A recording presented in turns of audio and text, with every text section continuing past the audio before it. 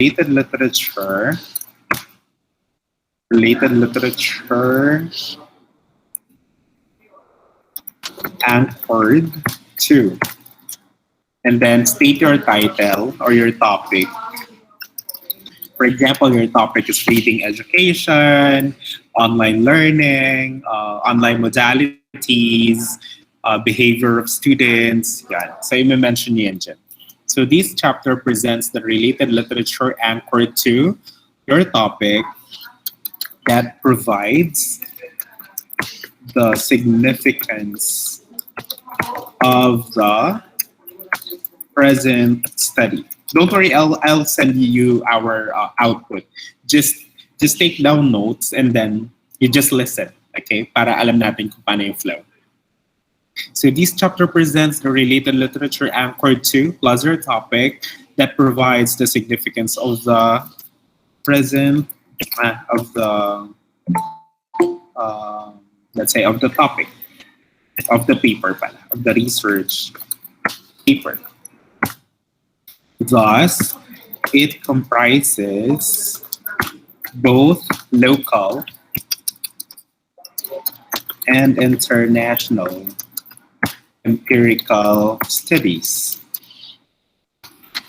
These empirical studies, we sought to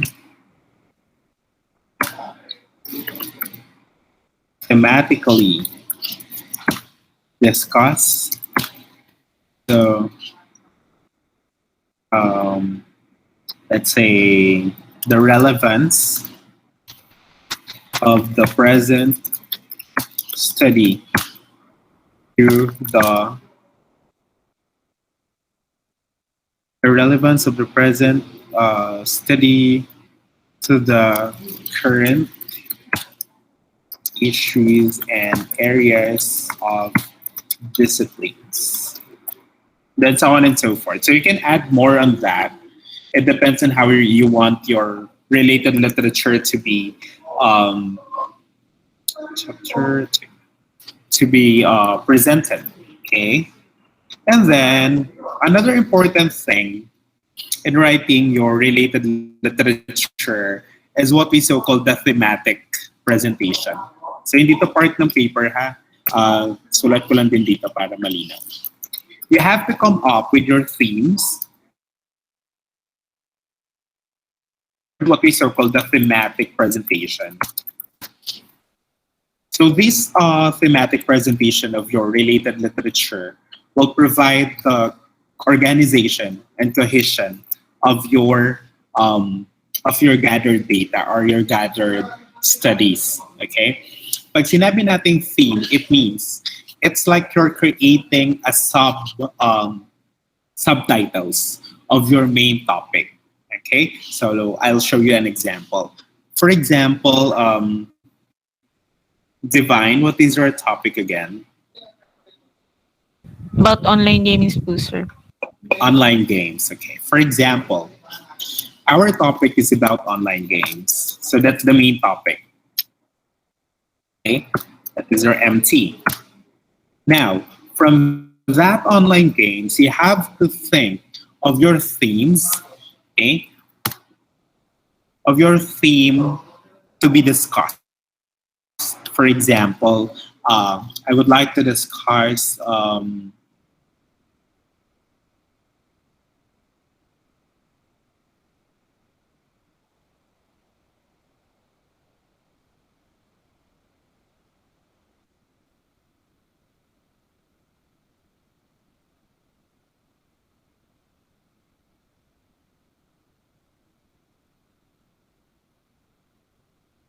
the technology through the students. We have to create, let's say, an origin of online gaming. Theme 3. So may technology na ako. From technology, meron na akong history of online gaming. And then another, you can also discuss the the effects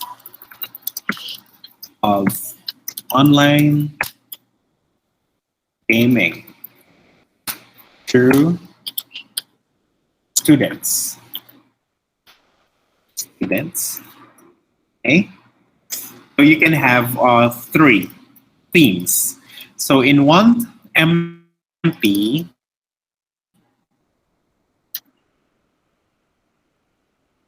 you should have 3 to 5 theme or T.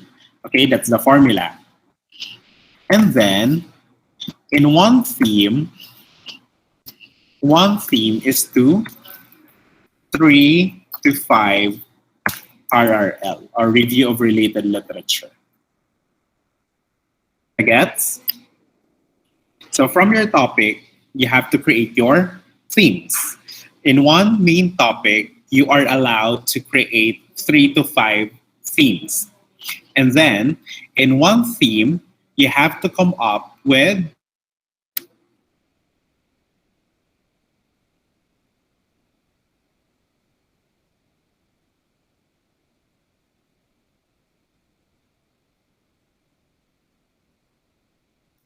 three to five to win. So for example, these are our themes. Okay. Okay. So our first theme is technology and its effect to the students.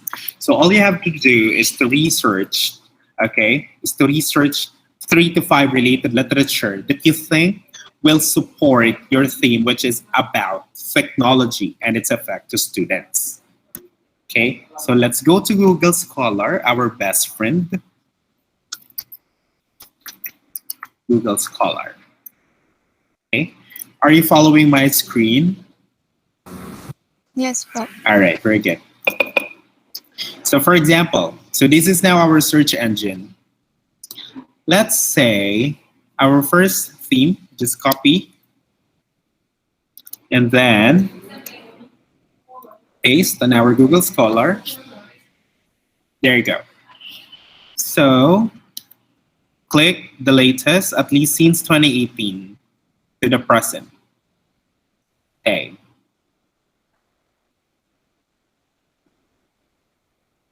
Okay, so for example, we're going to open this first 5 is we are required to get at least 3 to 5 studies related to your theme.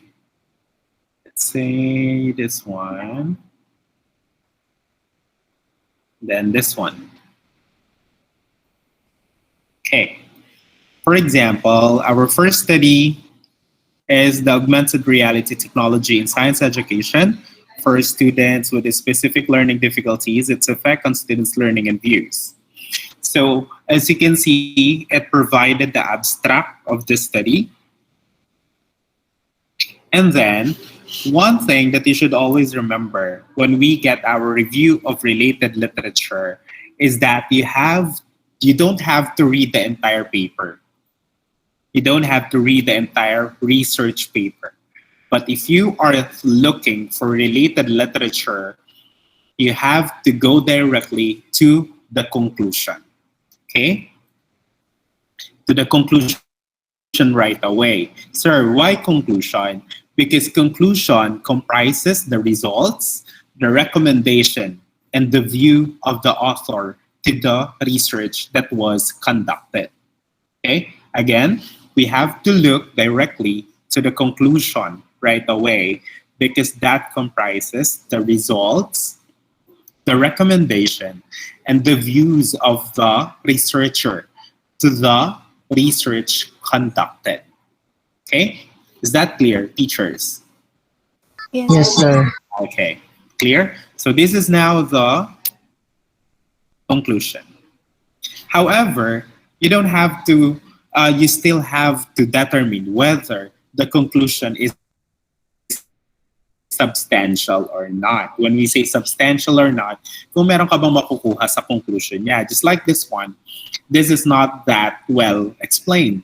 Why further studies should investigate the impacts of augmented reality technology in students' emotional process. Additionally, the design process of augmented reality supported instructional materials can be examined. So medyo ano siya, medyo wala siyang sustansya. So, you go to the full article. Okay?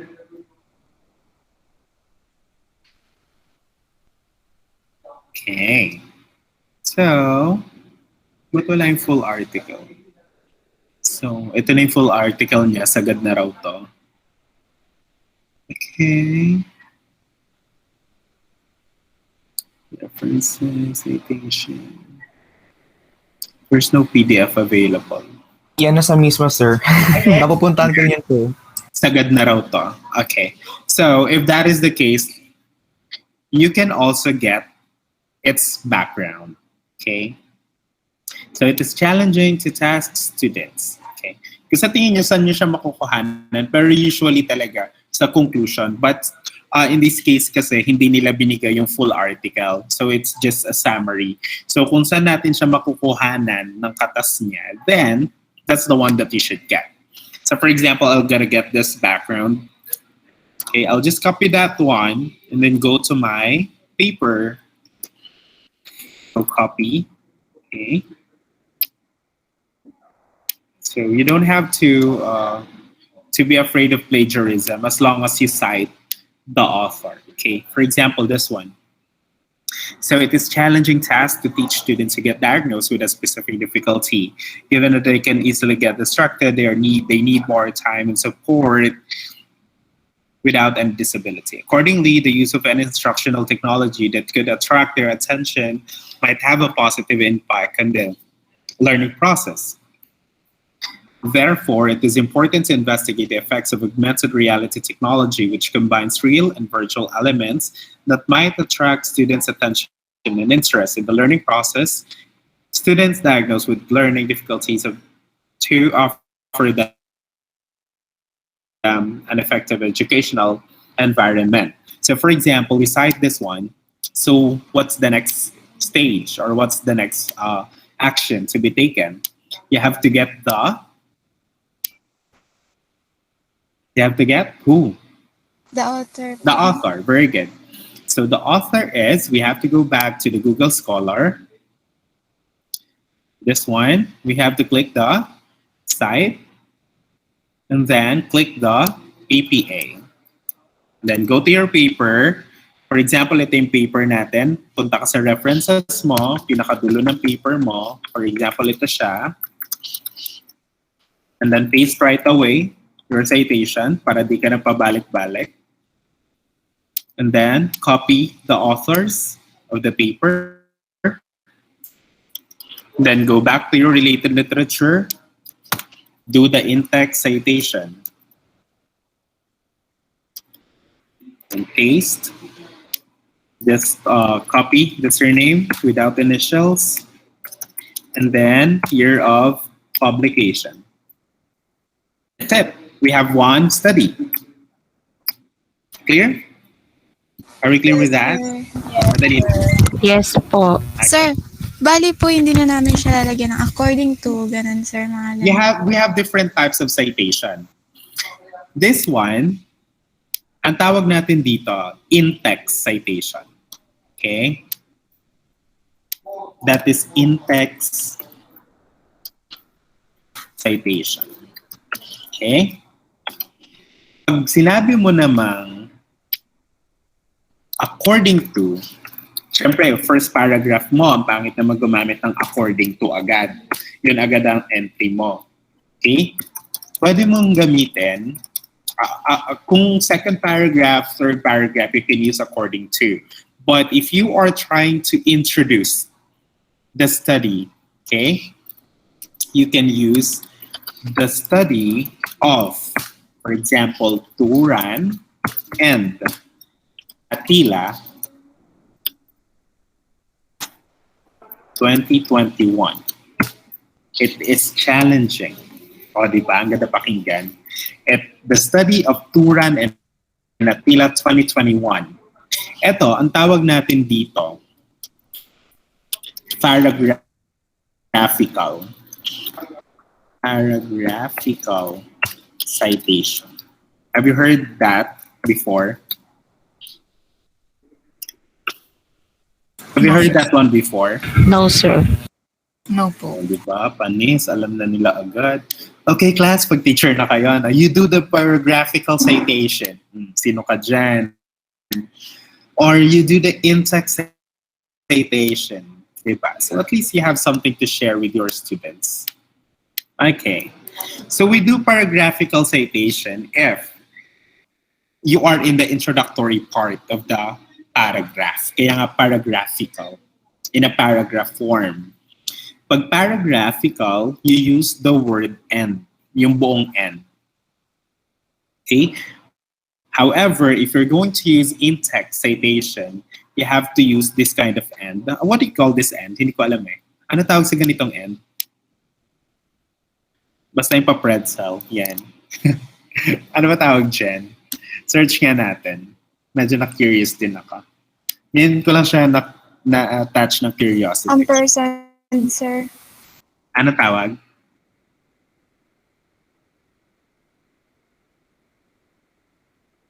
The ampersand. Okay?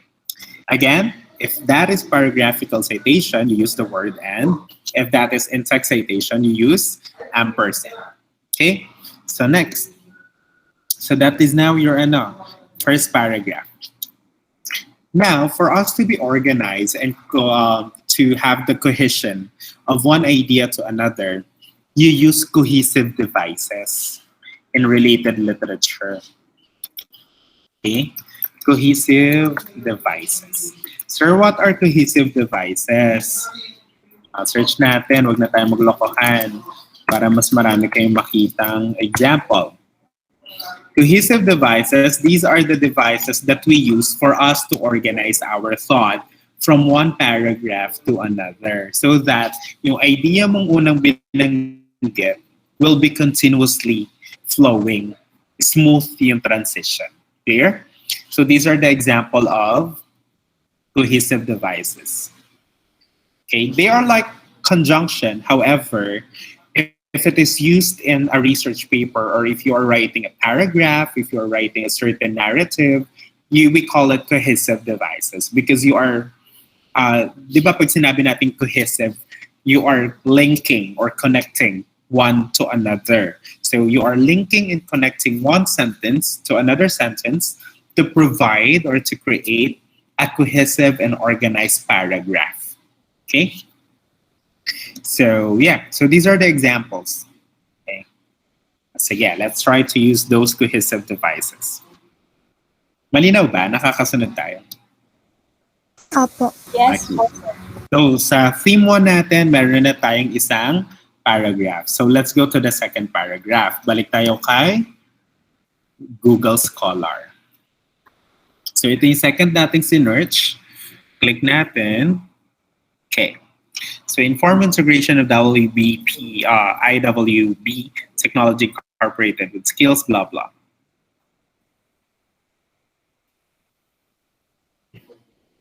So let's try to get the full article. Okay, so same link tayo, same website to, so madamot siya. So just get the gist of the abstract.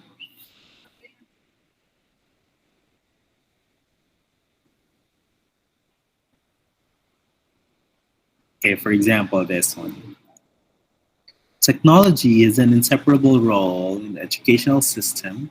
Recent demands consider the informed integration in classroom. For example, gusto ko tong sentence na to. So, cite natin siya sa paper. Okay. So, that's according to, let's get the author. Go back to the main page of the Google Scholar. Click cite. Get the APA, copy, go to your references. No author, letter K. So dito siya sa unahan ng T, it should be alphabetical.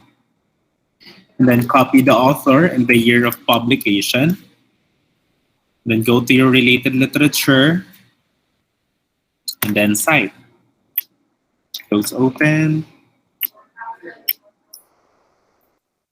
Then click the initial, surname only. Okay, so how are we going to connect now the study of Turan and Attila to the study of Cohen? So go to your cohesive devices.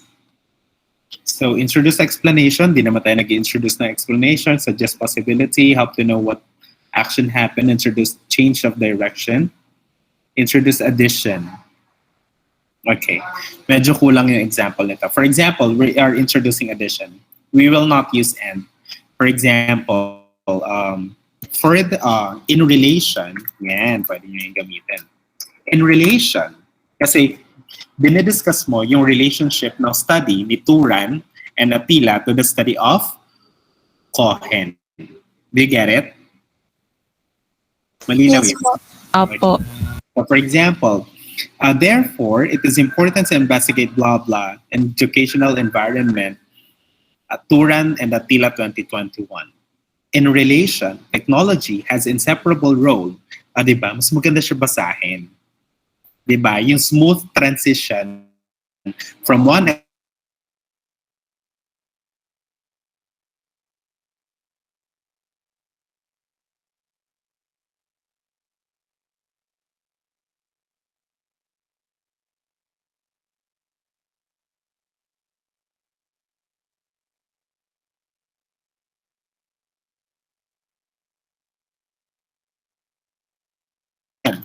However, yeah, technology doesn't have, for example, negative yung sinabi nito, does not have. Ayan. So, ganun siya. Malinaw? So, meron ka ng 2 paragraphs. Malinaw ba? Yes po. Pag hindi, tigil na natin to. Yes, sir. Malinaw. Ayun lang. And then, tuloy-tuloy na. Tapos pag naka 3 to 5 ka na sa isang theme, punta ka naman sa isang mong theme. 3 to 5, same routine, same technique. Yun lang, ang dali-dali mag-research, di ba? Question. Sir, sa pagkuha po ng topics, ano po yung dapat namin yung parang ano po yung dapat namin isaalang-alang bago kami kumuha ng Consideration. topics? Yes, Actually, if you are the author, if you know your topic, ano ba sa tingin nyo yung mga bagay na kailangan mo i-discuss para mapatunayan na dapat mo pag-aralan yung topic mo? Kagaya sa example natin. Sige, balik ko yung presentation. Yan. Kagaya sa example natin, ang topic natin ay simpleng online games lang. Ngayon, ano ba kailangan ko i-discuss sa online games? Siyempre, saan ako magsimula? Technology, kasi it's a product of technology. So, ano po yung kailangan ko i-discuss? Yung history. Diba? Kasi para at least alam ko, ano ba yung pinagdaanan nitong online games until such time na ito na yung estado niya today. Dahil ito na yung estado niya today, ano yung naging epekto niya? Okay, para ka nag-storytelling sa review of related literature hanggang makarating ka ngayon doon sa pinaka-topic mo, which is the effects of online games to the education or academic performance of the students. So ito yung pinagdaanan mo, kaya ito ako ngayon. Ganun yung gagawin niyo sa study niyo. Ako ito yung sinayang mo, gano'n. Diba? Thank you, sir. Ganun siya, para yung transition. Malinaw? Yes po. Isa pa, sir. What if, sir, yung topic Can you guys namin, start on your cameras? Parang kung pala Ang dilim kasi. Ang dilim talaga, sir. Hindi ako Ako mag-a-add. So, isa pa po. What if yung topic namin doesn't have a local literature po? It's fine. It's fine. Okay, sir. Thank you po. Dati kasi, ang research, naka-group siya into local and international literature. And there are studies talaga na walang local literature. Kaya nga you have to research on it for it to be, for it to progress its way of being researched. Diba? So, yan. So, kaya ginagawa nating thematic. Depende sa theme. So, either local or international, as long as you are discussing it based on its themes, that's fine. Diba? What else? Other questions? Diba? Sobrang dali lang magsulat. As long as you know how to do it talaga. Hindi kasi pwedeng, gawin niyo ito. Ba't wala yan? Tinuro ko na yan na. Dahilan nyo ng mga teacher na bobo, huwag niyong gagayahin yun. Para lang hindi sila magmukhang tanga. Tinuro ko na yan, paulit-ulit na lang. Mag-research kayo, hindi lahat galing sa akin. Kaya ka nag-teacher para magturo ka. 'Di ba?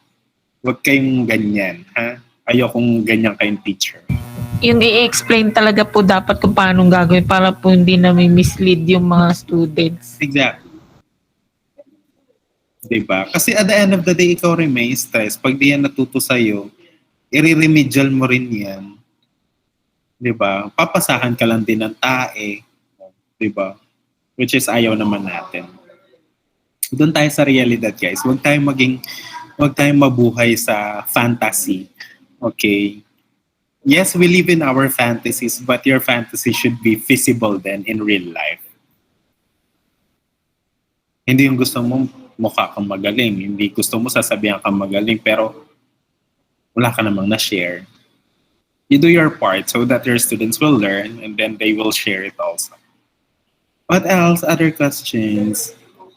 Sir, pwede po bang i-send yung ginawa natin ngayon sa ano? Pang-basean lang namin, sir. Sisend ka. Sir, may I ask? May I ask po, sir? Sure. Regarding sa citations po, sir, any of the citations po ba will do? Again, sorry? Regarding po sa citations po, like paragraphical and... In text. Yes po. Any of the two ba will do po? When Yeah, it's up comes to your construction. Okay po. Thank you po. Yeah. Sir, may isa pa po, pinapatanong. Yes. What So, if more questions, more fun. what if daw po is yung mga citation nila is below 2018? Okay lang daw po. We don't accept that. Okay po. Diba sabi ko na sa inyo, at least 5 years. So, at least 2018 to the present. Unless you are discussing a theory. Sir, pwede po magtanong. Ano po, paano po kapag yung primary sources po namin hindi namin mahanap? So nag-focus po kami or ginamit namin yung secondary. Okay lang po ba? Ako kasi Or as a hindi siya writer, magiging valid? as a writer, I don't consider primary and secondary. As long as it is related to your topic, that is essential. Okay, sir. Thank you po. What else?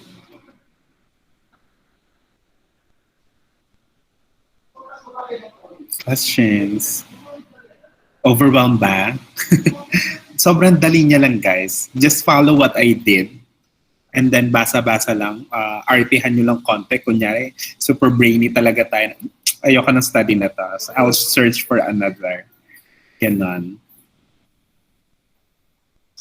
Can you turn on your cameras? I wanna see your faces. Para pag nasalubong ko naman kayo, di ba? I can say hi. Yeah, okay. How about the others? Wala na question? Are you sure? Or sobrang nadalian na kayo ngayon? Tanong na kayo, busy yan si sir. Di naman masyado. Char.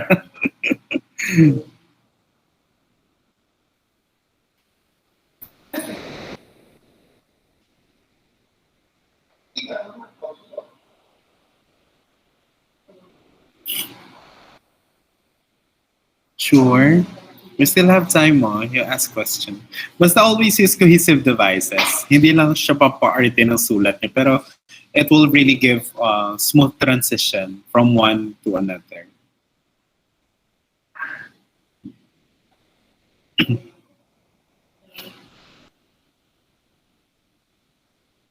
So far, yung mga na-check kong paper, magaganda na. Thank you po, Charot. May charot. Lakas na yun. Ikaw may charot. Macharot ka na rin ha. Yeah, I'm available tomorrow. Siguro 2 o'clock onwards. Pwede na rin pumuyok. Yes? May payak ka. Yes? Sorry. Pwede na rin mapacheck yung chapter 2, sir. Pwede na. Alright, thank you, sir. Alright. What else? Just take it lightly. Don't be pressured. You know what? My goal is really for you to experience yung graduate kayo na meron kayong hardbound research. Iba yung feeling na eh. That is, kasi, parang before diploma hawak mo, dapat meron kang hardbound research. Diba? At least pag nag-apply kayo for a job, and then when you teach, for example, a research subject, diba? Hindi naman kailangan magaling agad kayo. At least now you know the basics in writing it. Diba? Basta if you are like, you have question, you want to learn something about it, then, diba, Joven, kahit na pipiyok-piyok pa.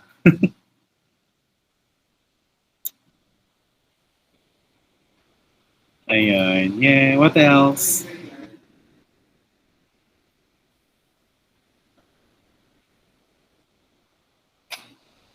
Are you sure you don't have questions?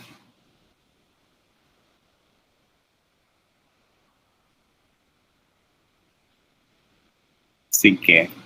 Okay, so it seems you don't have any more questions.